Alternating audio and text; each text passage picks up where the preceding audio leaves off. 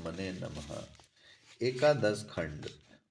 प्राचीन शाल आदि का राजा अश्वपति से वैश्वानर आत्मा के संबंध में प्रश्न। उपमन्यु का पुत्र प्राचीन शाल, पुलुस का पुत्र सत्यज्ञ और भल्लवी के पुत्र का पुत्र इंद्रधुम, शक्रा शक्राछक का पुत्र जन और अश्वत्थराश्रव का पुत्र बुडिल, ये महागृहस्थ और परम श्रोत्रिय एकत्रित होकर परस्पर विचार करने लगे कि हमारा आत्मा कौन है और ब्रह्म क्या है।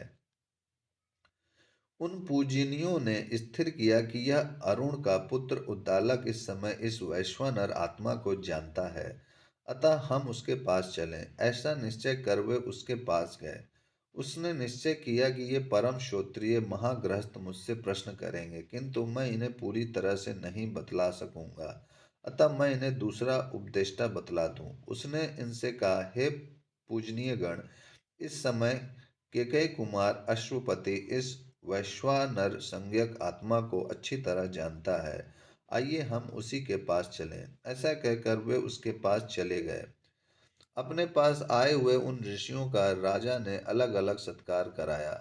दूसरे दिन प्रातः काल उठते ही उसने कहा, मेरे राज्य में न तो कोई चोर ही है तथा न अदाता, मदप, अनाहित, आग्नि, अविद्वान और पर स्त्रीगामी ही है।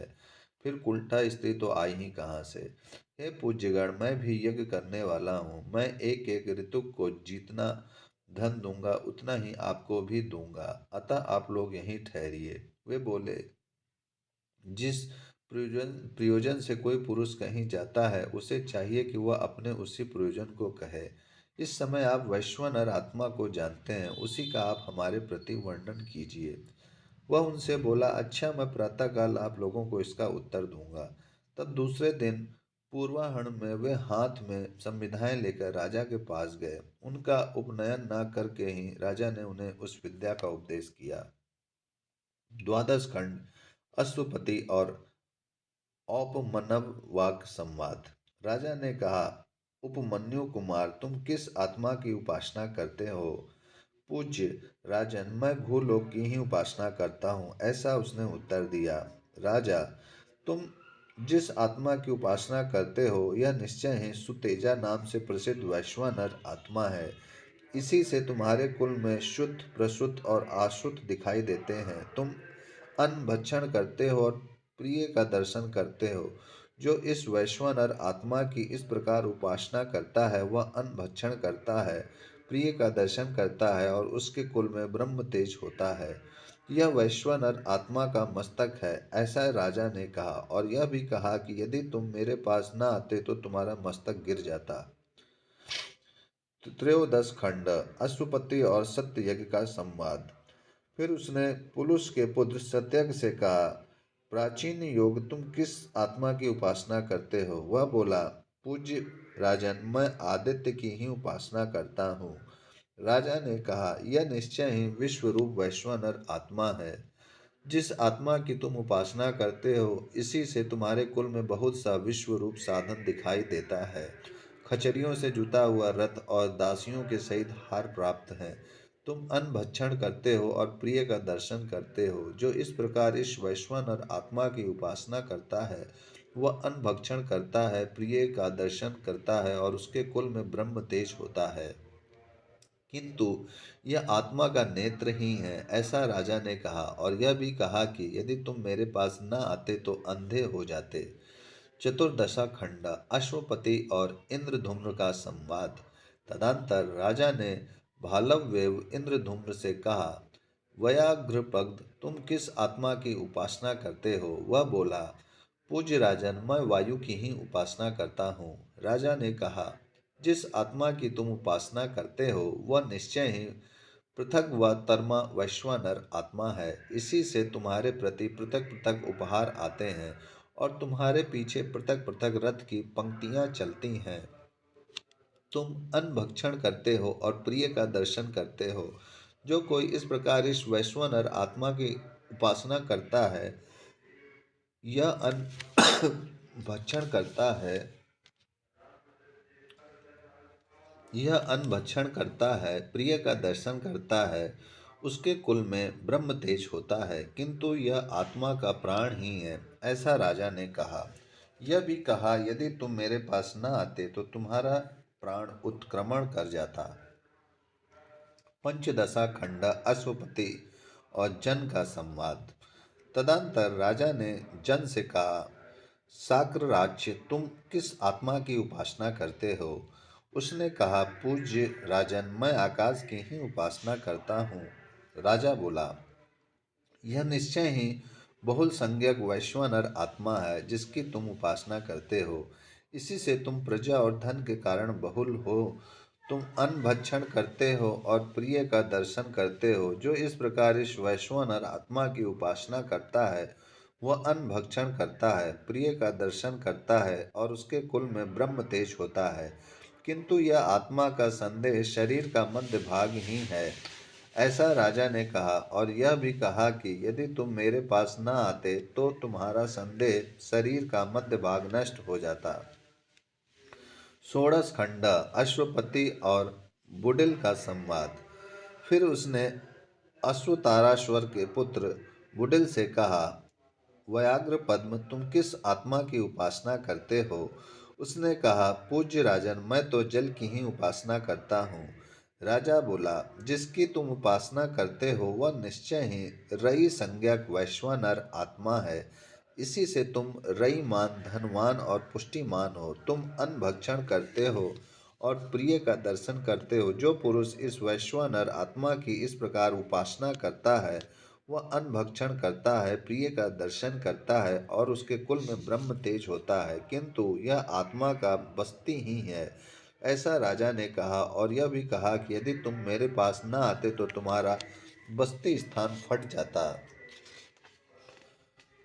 अशुपति और उद्दालक का संवाद। तत्पश्चात राजा ने अरुण के पुत्र उद्दालक से कहा, गौतम, तुम किस आत्मा की उपासना करते हो? उसने कहा, पूज्य राजन, मैं तो पृथ्वी की ही उपासना करता हूँ।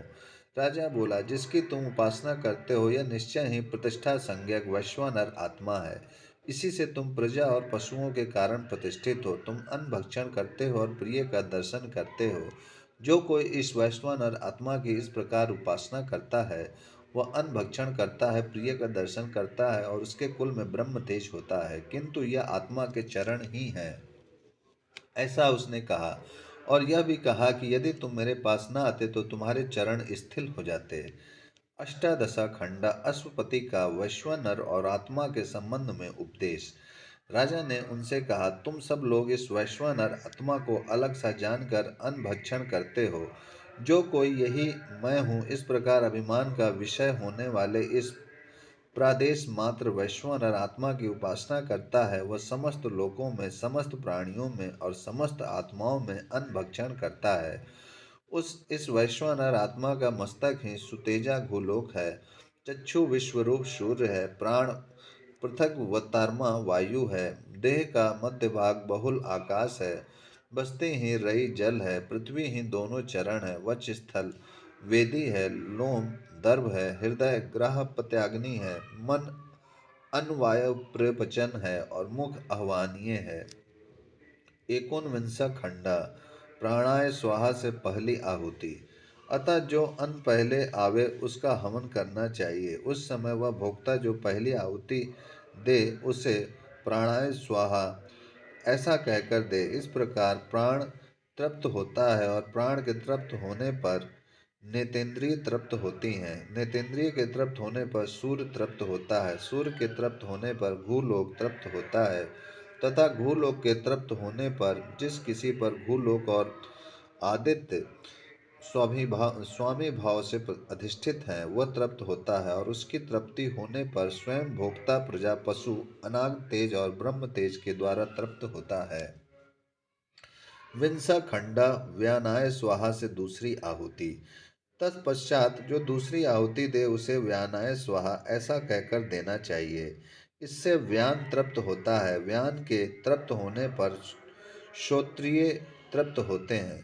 जिसके श्रोत्रिय के तृप्त होने पर चंद्रमा तृप्त होता है। चंद्रमा के तृप्त होने पर दिशाएं तृप्त होती हैं और तथा दिशाएं के तृप्त होने पर जिस किसी पर चंद्रमा और दिशाएं स्वामी भाव से अधिष्ठित हैं वह तृप्त होता है। उसकी तृप्ति के पश्चात वह भोक्ता, प्रजा, पशु, अनाग तेज और ब्रह्म तेज के द्वारा तृप्त होता है। एक विंसा खंड अपानाय स्वाहा, ये तीसरी आहुति। फिर जो तीसरी आहुति दे उसे अपानाय स्वाहा ऐसा कहकर देना चाहिए। इससे अपान तृप्त होता है। अपान के तृप्त होने पर वाग इंद्रिय तृप्त होते हैं। वाग के तृप्त होने पर अग्नि तृप्त होता है। अग्नि के तृप्त होने पर पृथ्वी तृप्त होती है तथा पृथ्वी के तृप्त होने पर जिस किसी पर पृथ्वी और अग्नि स्वामी भाव से अधिष्ठित है वह तृप्त होता है एवं उसकी तृप्ति के पश्चात भोक्ता, प्रजा, पशु, अनाग तेज और ब्रह्म तेज के द्वारा तृप्त होता है। 22वां खंड समानाय स्वाहा से चौथी आहुति। तदंतर जो चौथी आहुति दे उसे समानाय स्वाहा ऐसा कहकर देना चाहिए। इससे समान तृप्त होता है। समान के तृप्त होने पर मन तृप्त होता है। मन के तृप्त होने पर प्रजन्य तृप्त होता है। प्रजन्य के तृप्त होने पर विद्युत तृप्त होती है तथा विद्युत के तृप्त होने पर जिस किसी के ऊपर विद्युत और प्रजन्य अधिष्ठित है वह तृप्त होता है एवं उसकी तृप्ति के अनंतर भोक्ता, प्रजा, पशु, अनाग तेज और ब्रह्म तेज के द्वारा तृप्त होता है। 23वां खंड उदानाय स्वाहा से पांचवी आहुति। फिर जो पांचवी आहुति दे उसे उदानाय स्वाहा ऐसा कहकर देना चाहिए। इससे उदान तृप्त होता है। उदान के तृप्त होने पर त्वचा तृप्त होती है। त्वचा के तृप्त होने पर वायु तृप्त होता है। वायु के तृप्त होने पर आकाश तृप्त होता है तथा आकाश के तृप्त होने पर जिस किसी पर वायु और आकाश सौम्य भाव से अधिष्ठित हैं वह तृप्त होता है और उसकी तृप्ति के पश्चात स्वयं भोक्ता, प्रजा, पशु, अनाग तेज और ब्रह्म तेज के द्वारा तृप्त होता है। 24वां खंड भोजन की अग्निहोत्रत्व सिद्धि के लिए इस प्रकार हवन करने का फल। वह जो कि इस वैश्वानरी विद्या को न जानकर हवन करता है उसका वह हवन ऐसा है जैसे अंगारों को हटाकर भस्म में हवन करे। क्योंकि जो इस वैश्वानर को इस प्रकार जानने वाला पुरुष अग्निहोत्र करता है उसका समस्त लोक, सारे भूत और संपूर्ण आत्माओं में हवन हो जाता है। इस विषय में यह दृष्टांत भी है। जिस प्रकार सिंह का अग्रभाग अग्नि में घुसा देने से तत्काल जल जाता है, उसी प्रकार जो इस प्रकार जानने वाला होकर अग्निहोत्र करता है उसके समस्त पाप भस्म हो जाते हैं। अतः वह इस प्रकार जानने वाला यदि चांडाल को उच्छिष्ट भी दे तो भी उसका वह अन्न वैश्वानर आत्मा में ही हुत होगा। इस विषय में यह मंत्र है। जिस प्रकार इस लोक में भूखे बालक सब प्रकार माता की उपासना करते हैं उसी प्रकार संपूर्ण प्राणी अग्निहोत्र की उपासना करते हैं, अग्निहोत्र की उपासना करते हैं। पंचम अध्याय समाप्त। ओम शांति शांति शांति।